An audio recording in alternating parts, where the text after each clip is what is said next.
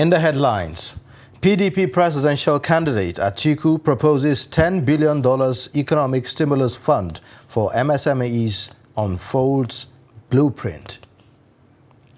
President Buhari blames militants for drop in oil revenue. Finance Minister says Nigerian economy growing despite difficult circumstances. Away from Nigeria, crowds gather as Queen Elizabeth's coffin goes on display in London. Hello and welcome to Trust News Update. I am Ayuba Ilya. Thank you for joining.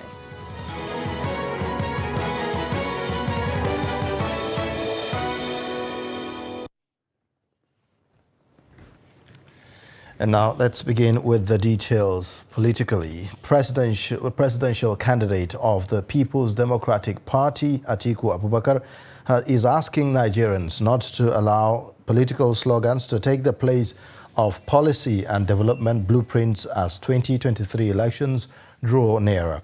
Atiku said this while presenting his economic blueprint for Nigeria at the Private Sector Economic Forum on the 2023 presidential election organized by the Lagos Chamber of Commerce and Industry. While reeling out his plans, Atiku lamented that Nigeria's economy is crawling rather than growing, accusing the APC-led government of consistently running on budget deficits since coming to power in 2015.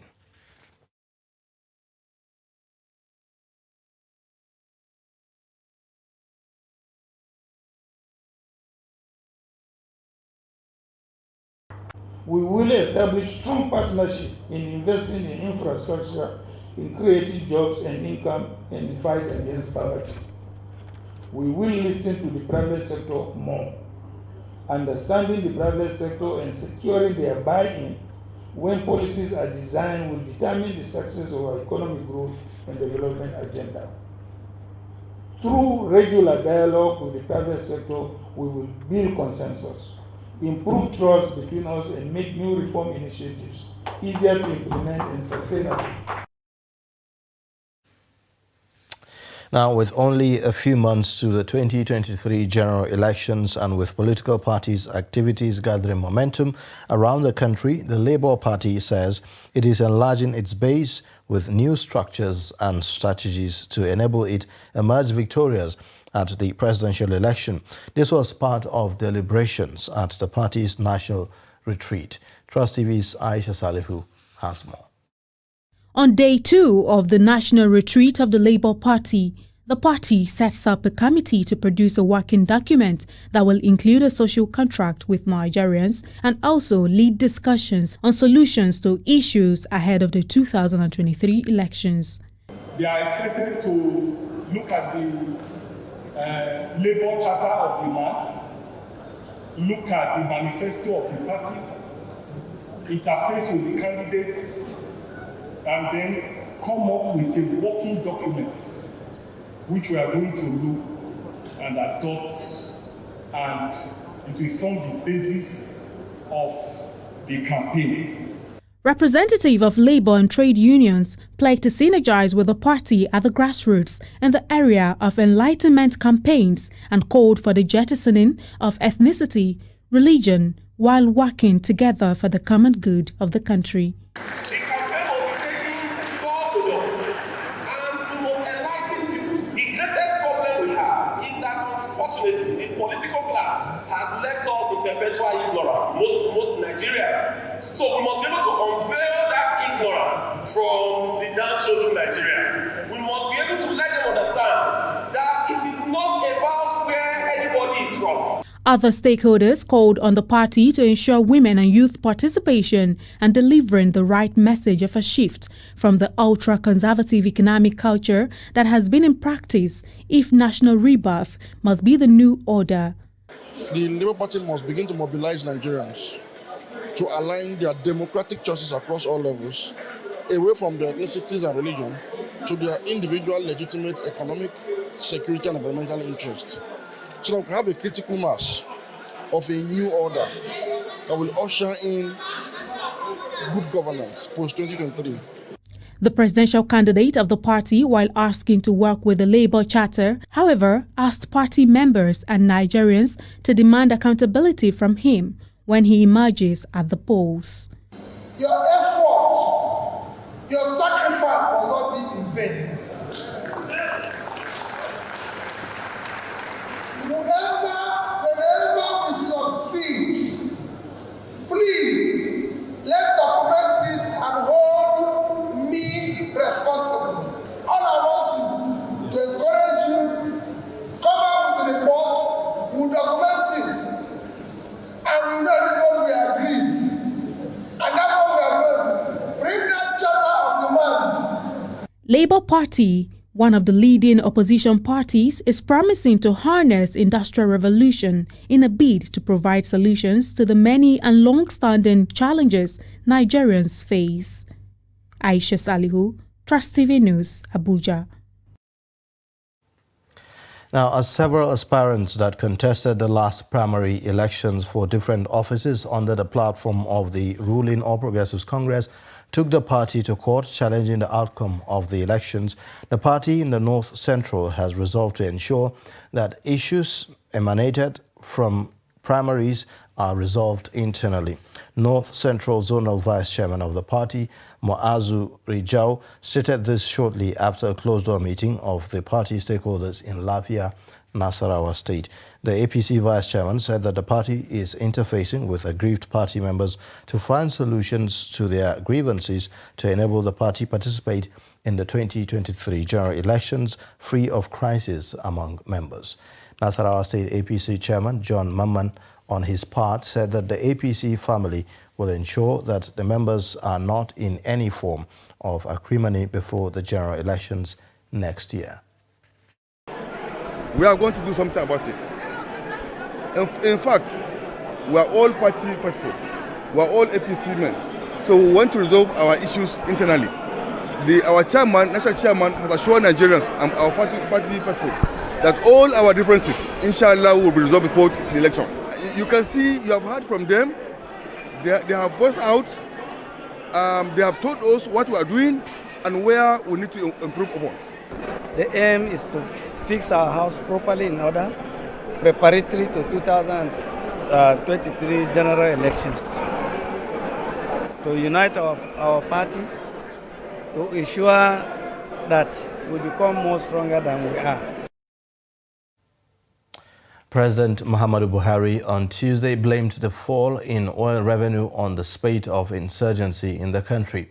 He said the activities of the Boko Haram in the northeast and insurgency in the southeast were preventing the country from realizing its full potential as an oil-producing country. He spoke at a stakeholders meeting in Owerri, the Imo State capital, after inaugurating 3 projects executed by the Governor Hope Uzodinma administration.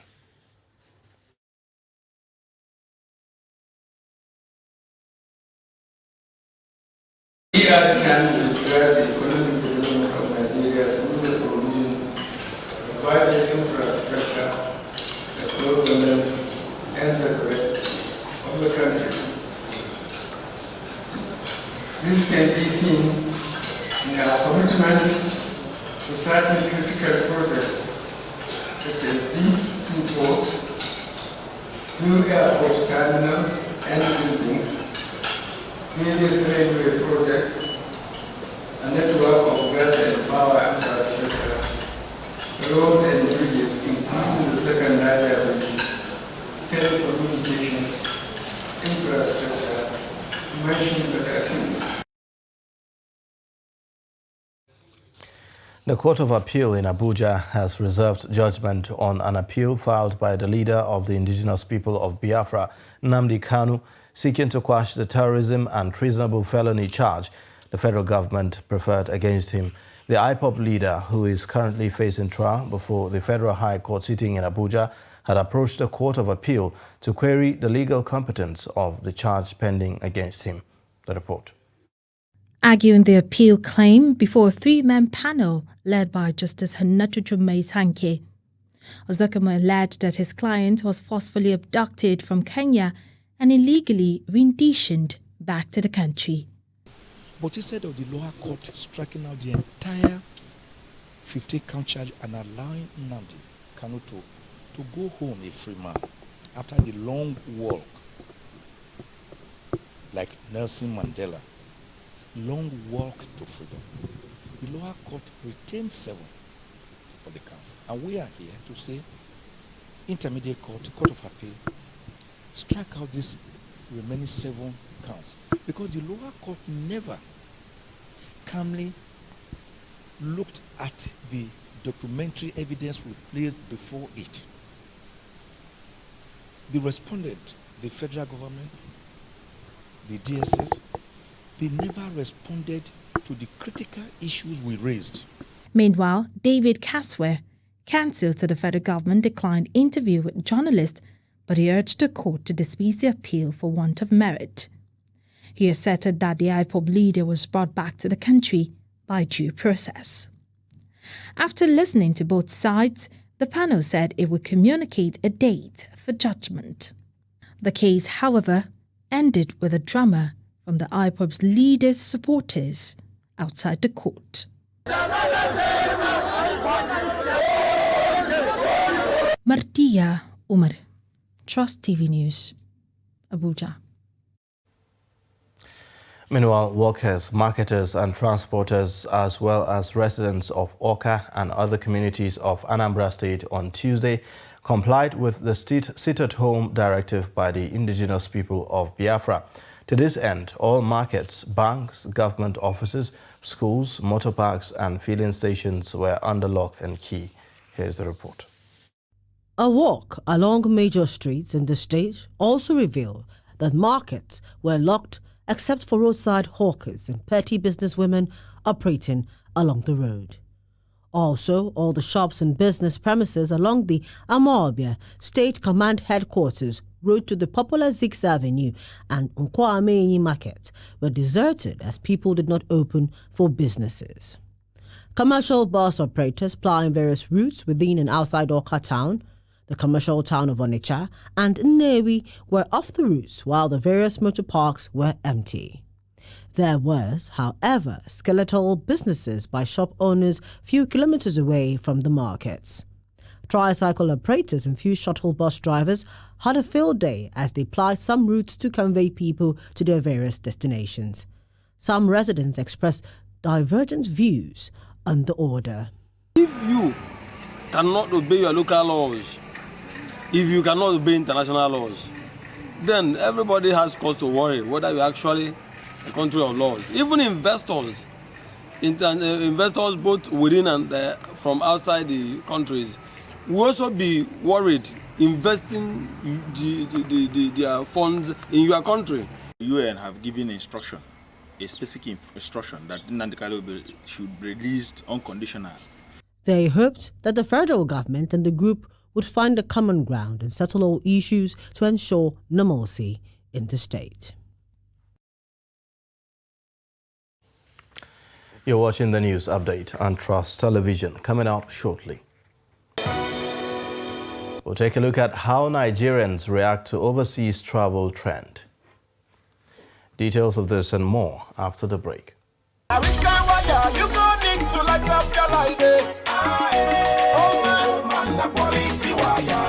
Now which kind cable you gonna need to light up your house? Oh man, na quality cable. Coleman quality.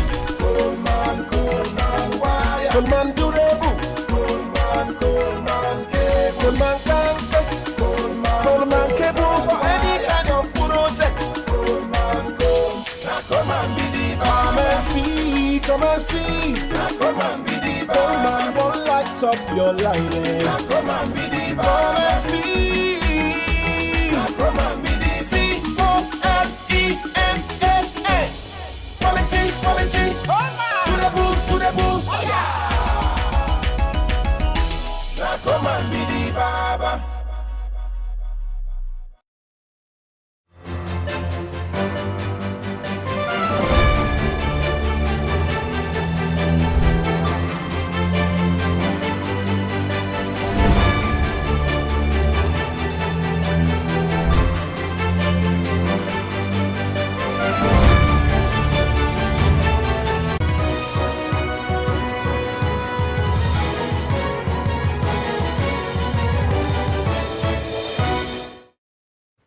Thanks for staying. This is Trust News Update. Here is a reminder of our top stories. PDP presidential candidate Atiku proposes $10 billion economic stimulus fund for MSMEs, unfolds blueprint. President Buhari blames militants for drop in oil revenue. Now, elsewhere, a gas cylinder explosion has left many injured while several houses and shops were destroyed in Babura local government area of Jigawa State. The incident occurred on Monday night when customs officers on border patrol allegedly shot at a tanker and it caught fire. The public relations officer of the Nigerian Civil Security and Civil Defense Corps, Jigawa Command, Adamu Shehu, confirmed the incident in a statement on Tuesday morning. He disclosed that many houses and shops were burnt following the incident, adding that scores were injured, but no death was recorded yet. Now, Ngoroje town in Saradona local government area of Taraba State has recorded ice rain on Tuesday. The ice started dropping at about 12 in the afternoon and lasted for about 40 minutes, Daily Trust learned. A resident told Daily Trust that this was the first time such thing happened in the area, even though a number of ice storms were recorded in the past. He said that no damage to the crops or property was recorded because the ice dropped in seizes. Traveling is a part of human existence. Reasons for it can range from the need for better work, family visit, medical treatment, social or other economic needs. People who love to travel enjoy relaxation, new cultures, foreign food, or incredible landscapes that are different from their normal surroundings. In this report, Noel Samson looks at the reasons for the cravings of Nigerians to travel abroad, the challenges they face getting visas, and the views of experts concerning the issue. The quest by many Nigerians to relocate to more advanced countries where life is assumed to be more easier has been on the rise in recent times. This many believe is due to high level of unemployment in the country, low standards of living, insecurity, and other factors that militate against a productive life. Promising as it may appear, on the other side, in reality, it is not an easy ride. There are so many reasons why Nigerians travel abroad these few days, based on lack of jobs in our country. Insecurity makes serious contribution about that. So most of the young men now, after university graduation for so long, they are at home, no jobs to do. So they fear going to America and other countries. It's a better opportunity for them. Some of the government of the day, they have messed the whole thing up. That is the reason why some other country that we are better than can't even give us visa. Even if we are going out there for maybe a program, do you understand, or a business trip, you get an embarrassment. Even from our Nigeria airports here, the Nigerian government don't have a good relationship with other countries. Do you understand? And Nigeria government have given us bad image out there. The reasons for the difficulties in getting these visas to other countries were also highlighted by experts. You give permission to somebody, an outsider, to visit your country. So you have to know why he is there. Some of them, they take for tourism, some for studies, some for visit to family members, some go on conferences, on meetings, and what have you. And there are those who go for terrorism, like, creating confusion or banditry, whatever. So it is very, very important for each country to ensure that they know why foreigners are going into their country. As you can see, countries are really coping with situations, their own domestic situations of violence and criminality and so on. So what more if they open the doors for other foreigners to come? That is adding too much problems to themselves. Experts says if nothing urgently is done to reverse the trend, the nation will be hit by a drought of qualified manpower in all sectors of life, as those with these skills will always find a way of leaving the country for greener pastures. Noel Samson, Trust TV News, Abuja. The Minister of Finance, Budget and National Planning, Zainab Ahmed, has said that despite the very difficult circumstances caused by COVID-19 pandemic, the Nigeria's economy has continued to sustain its growth. And the minister stated this when she appeared before the Senate Committee on Finance to speak at a 5-day interactive session on the 2023-2025 medium-term expenditure framework and the fiscal strategy paper. Ahmed said that there was a gradual improvement across sectors of the economy in the country.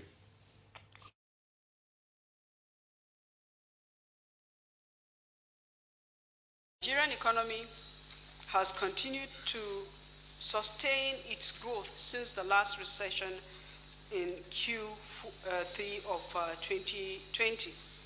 We have witnessed so far 5 quarters of consecutive growth, with the second quarter 2022 posting a growth of 3.54% in real terms compared to 3.11% in the previous quarter of 2022. Most sectors are reporting positive growth. The broad-based growth reflects the effective implementation of the economic sustainability measures that have been carried through by this government with the support of the National Assembly. Like many other economies in the world, our economy still faces these lingering challenges of the COVID-19, as well as the higher food and fuel prices due to the Russia-Ukraine war.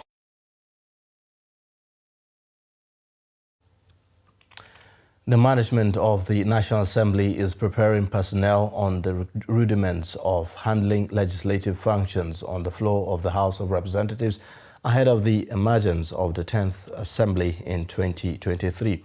The 3-day capacity building holding in Abuja targets assistant directors, amongst other key personnel responsible for legislative business, floor management and motions preparations for enhanced service delivery.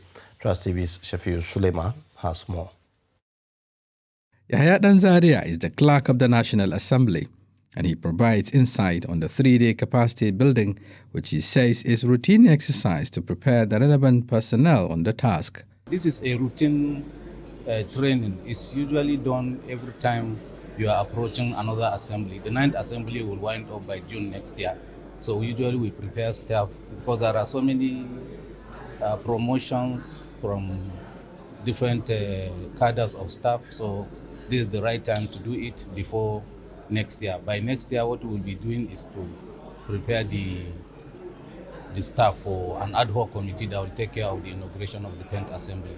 So we want to make sure that they are fully ready to receive new members and new senators.